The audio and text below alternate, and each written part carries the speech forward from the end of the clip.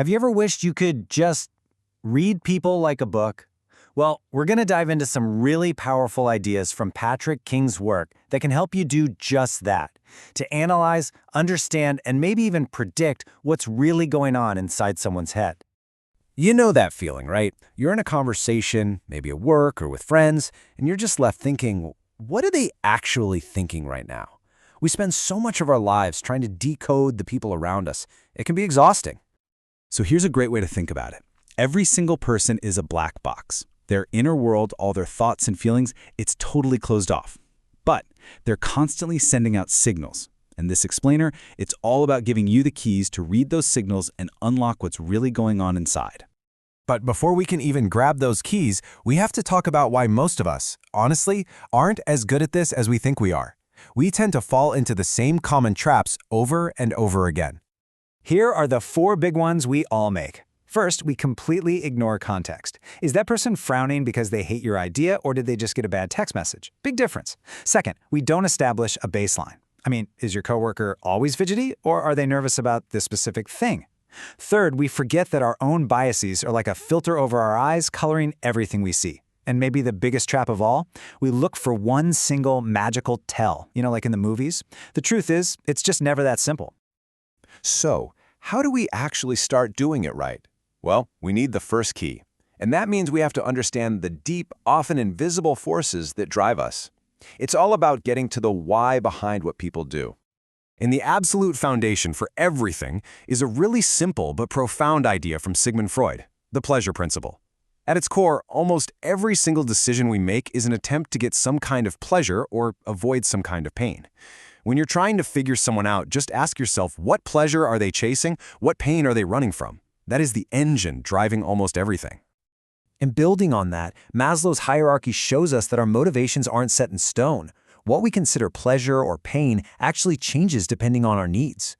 A person who's worried about paying rent isn't driven by the same things as someone who's searching for their life's purpose. So, figuring out where someone is on this pyramid gives you a huge clue about what they truly care about right now. Now, this is fascinating. We are all wired to protect our self-image, our ego. So when we feel threatened by things like failure or shame, our minds, they unconsciously bend reality to keep us feeling safe. These aren't intentional lies.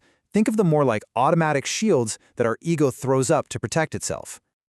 Just think about this classic example. Instead of facing the pain of, say, poor performance, the ego creates a whole new story to shift the blame. It's not I failed, it becomes the system is rigged against me.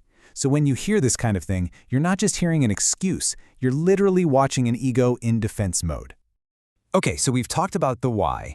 Now for the second key, the how. Our bodies are constantly broadcasting messages, whether we want them to or not. They're like little blabbermouths. Just let this number sink in for a minute. According to some pretty famous studies, a whopping 55% of all our communication is nonverbal. That means if you're only listening to the words people say, you're literally missing more than half the conversation. Our words can lie, but our bodies, they rarely do. A researcher named Paul Ekman discovered that we basically have 2 kinds of facial expressions. You've got the obvious ones we put on for the world, the smiles, the frowns, those are macro expressions. But the real gold is in the micro expressions. These are lightning-fast, totally involuntary flashes of true emotion that just leak out. They happen all over the world, and they are almost impossible to fake. Now, when we feel stressed or uncomfortable, our bodies automatically try to soothe themselves. These are called pacifying behaviors. Touching your neck, that's a protective gesture for a vulnerable spot.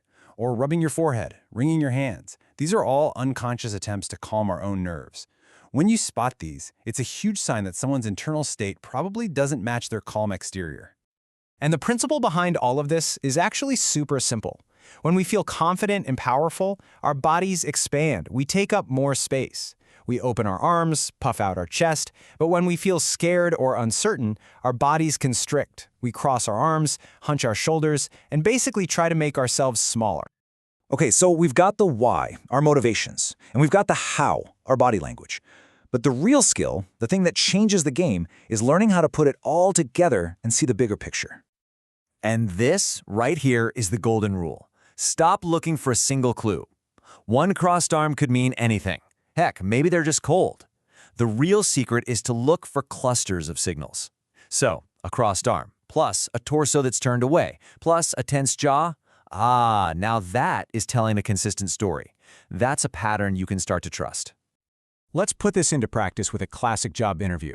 Step 1, you observe the obvious nerves. They're talking fast, hands are clasped tight. But wait.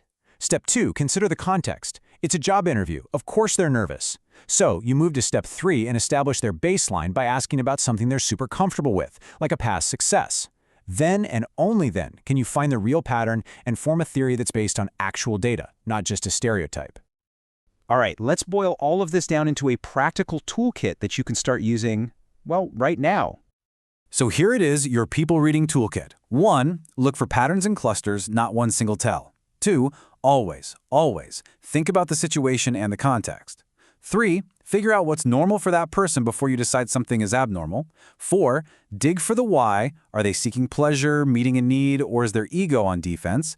And finally, and this is probably the most important one, start by understanding yourself and your own biases before you even try to analyze someone else. Because really, at the end of the day, learning to read other people is also like holding up a mirror. When you start to see the motivations, the fears, and the little defenses in other people, you can't help but start to see them more clearly in yourself. So the real question is, now that you can read others, what will you learn about yourself?